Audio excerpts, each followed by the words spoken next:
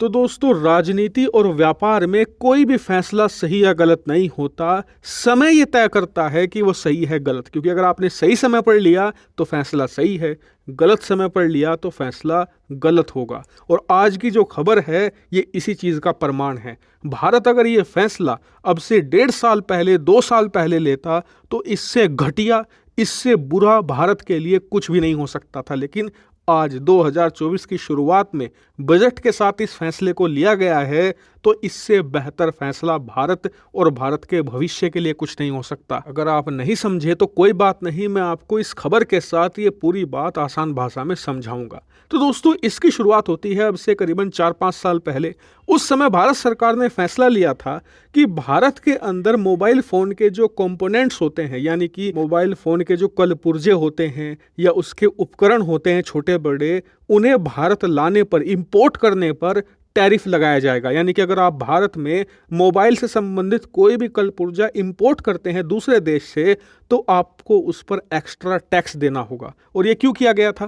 दरअसल उस समय बहुत सारी चाइनीज़ कंपनी क्या कर रही थी कि वो अपने मोबाइल बनाती तो थी चीन में, लेकिन उसे भारत लाने का तरीका यूनिक था। वो उस मोबाइल को चीन में बनाने के बाद उसके अलग अलग हिस्से करके भारत में लाते थे और फिर भारत में कुछ थोड़े बहुत वर्कर की मदद से उसे भारत में असेंबल करके, यानी कि जोड़ के, मेड इन इंडिया कहकर बेचा करती थी। और इससे उन्हें टैक्स में छूट मिला करती थी, क्योंकि भारत सरकार की पॉलिसी थी कि मेक इन इंडिया के तहत भारत में मोबाइल फ़ोन बनाने पर आपको अतिरिक्त छूट दी जाएगी टैक्स में या फिर अन्य चीज़ों में। और इस चीज़ का लाभ चीनी कंपनियां भारी तौर पर उठा रही थी। वहीं भारत सरकार को डबल लॉस हो रहा था। एक तो टैक्सेशन में, छूट में लॉस हो रहा था, दूसरा ये कि भारत में इससे एम्प्लॉयमेंट जनरेट नहीं हो रही थी और भारत के अंदर एक मैन्युफैक्चरिंग का इकोसिस्टम नहीं बन पा रहा था।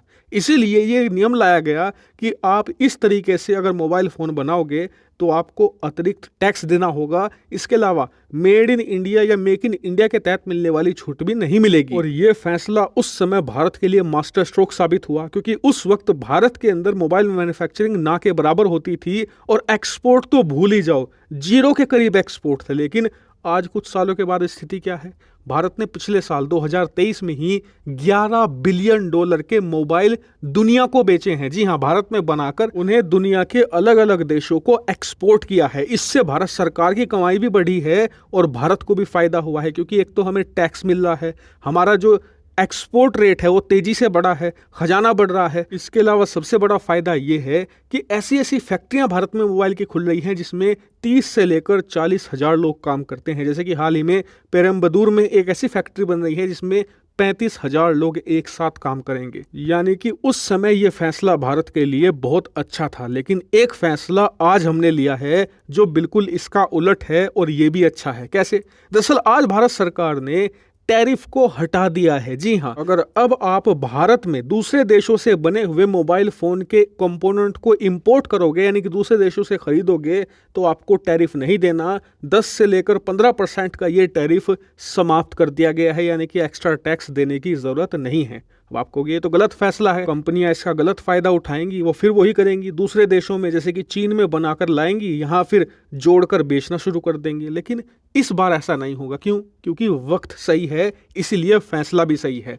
दरअसल सबसे पहला काम भारत ने ये किया क्यों? तो इसके पीछे सबसे बड़ा कारण है कंपनियों की डिमांड। दरअसल भारत में मोबाइल बनाने वाली कंपनियां, खासकर कि एप्पल, जो कि भारत में मेगा लेवल पर मैन्युफैक्चरिंग करती है, उसने डिमांड ये करी थी कि जी देखिए, हम आपके देश में सब कुछ बना रहे हैं, लेकिन मोबाइल के कुछ ऐसे कंपोनेंट हैं जिनकी फैक्ट्रियां भारत में सेटअप करने में दशकों का वक्त लगेगा। इसके अलावा सप्लाई चेन का भी फिलहाल इशू है।